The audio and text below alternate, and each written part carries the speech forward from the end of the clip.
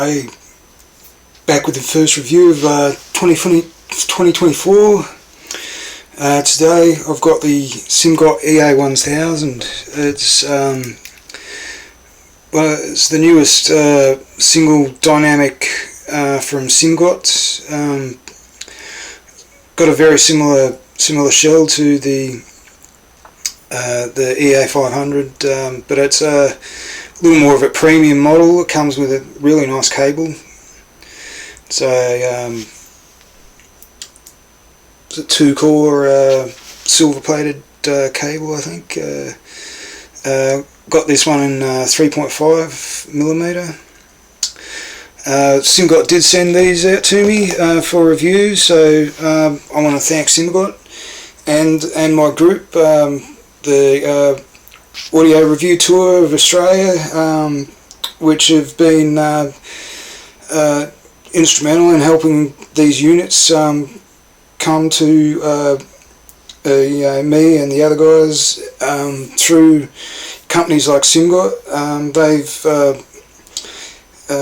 They've helped bring these reviews for you guys, and you might notice little something there as well. I also have the EA500, which has been one of my favourite IMs since it was released, actually.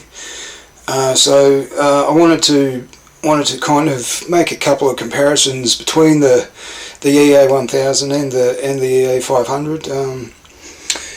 The EA1000, it is more resolving. It is a little more technical.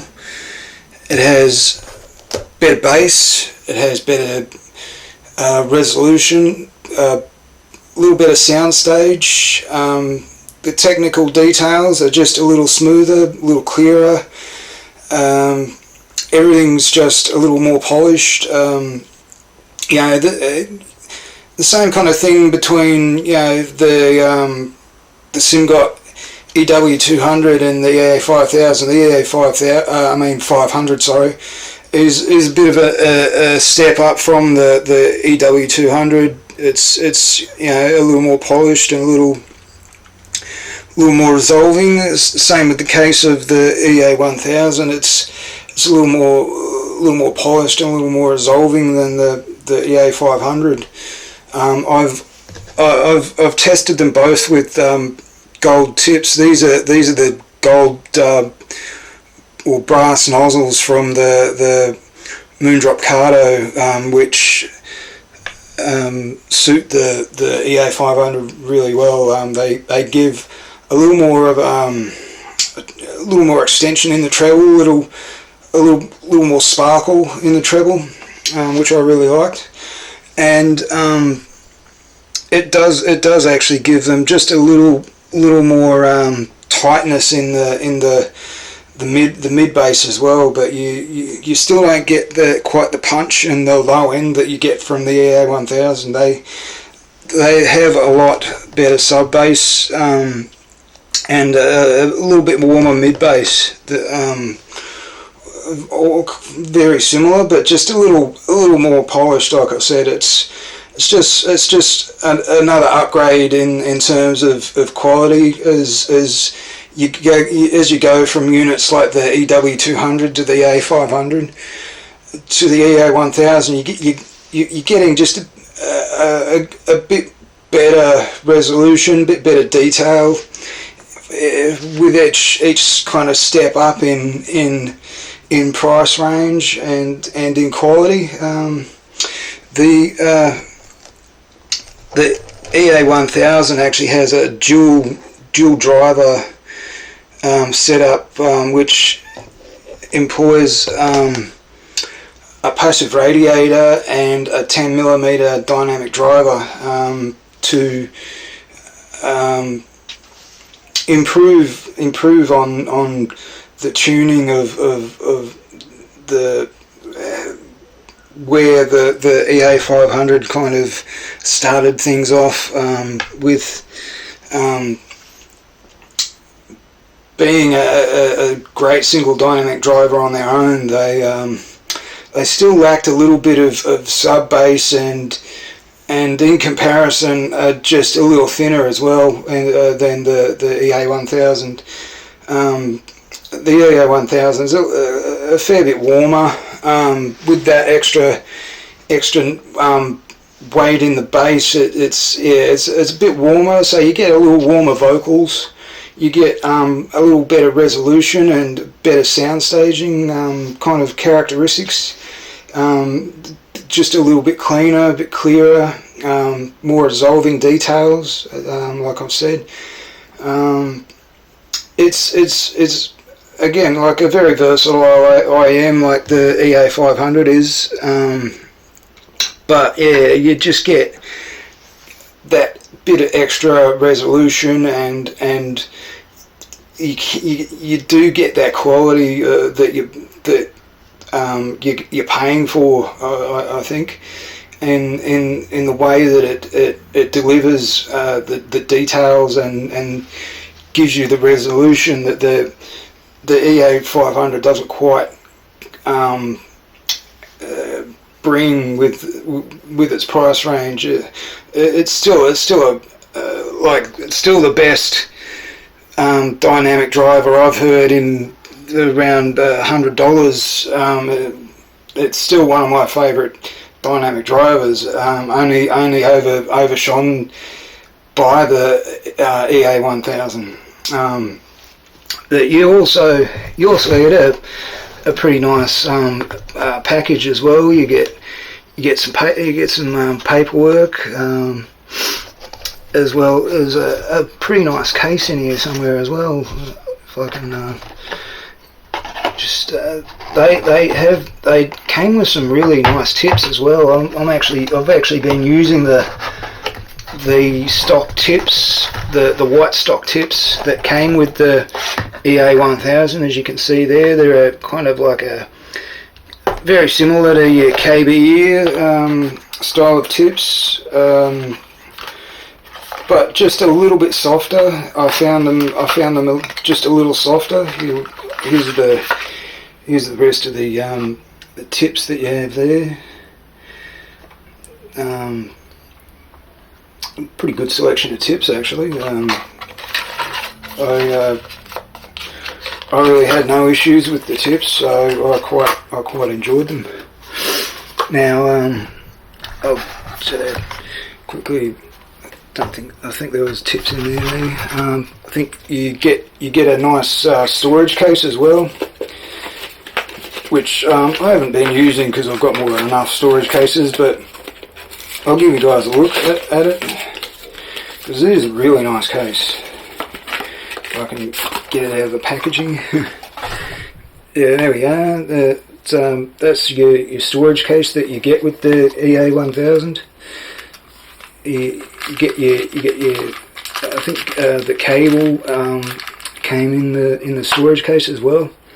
It is pocketable. It's not the most kind of ergonomic pocketable style case, but it is really nice. It's well made, and yeah, it's a nice addition to a very nice total package in the EA1000. I'll just put all these back. I think I've destroyed the packaging a little bit there, unfortunately, but yeah, that's basically what you get with the EA1000. Is you get a pretty nice presentation, some nice accessories, and you get a more premium sound and just a little more premium quality as well with the EA1000. The EA500 started things off pretty well, I think, in terms of the build. The build is still probably the best I've seen at the EA500's price range. and the EA1000 kind of continues that and just gives you a little more, a little better quality in the construction, and a little nicer cable as well, and a pretty good tip selection. When you're talking genres, types of music you might be listening to, it's like I said, it's pretty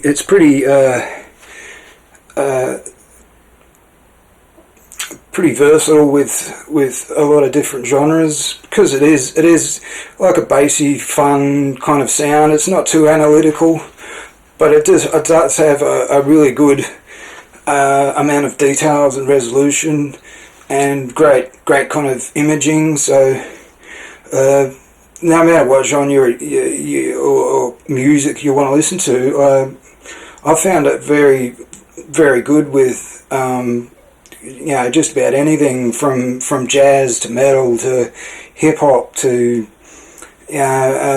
listening to like Lana Del Rey or Aurora. They all sound just fantastic on the EA1000. I've mostly been using my portable DAC, the XP2 Balance from Xduo, and it gives the EA1000 plenty of grunt too, because I've been running it in high gain, which gives you about 300 milliwatts output. So it's a great. I found it a great match with the EA1000. I've also been using it with FIA BTR3K, which it has no trouble being driven by any of the devices I've used. It's pretty easy to drive. It's quite an efficient IM, and the scale that you get, it does scale up with more power. It does get just a little more dissolving and a little cleaner with more power as well. So your desktop amps will drive it really nicely too. Like I've used it with the SMSL HO100 to just kind of test out the capabilities of the driver, just to see like how far I can push it, and to get the best out of it with what gear I have, and it's handled everything marvelously, and I've really enjoyed it. And thanks again to Simgot and the guys that joined me for the audio tour of Australia for the reviews. I want to thank all you guys and Simgot and all the other companies that have been helping us out in this new venture. Anyway, that's about all I've got to say about the EA1000. It's like I said, it is an upgrade from the EA500. It's you're paying, I think it's around roughly $220, something like that, and I think it is really well worth considering if you are looking at spending that kind of money on a single dynamic in-ear monitor.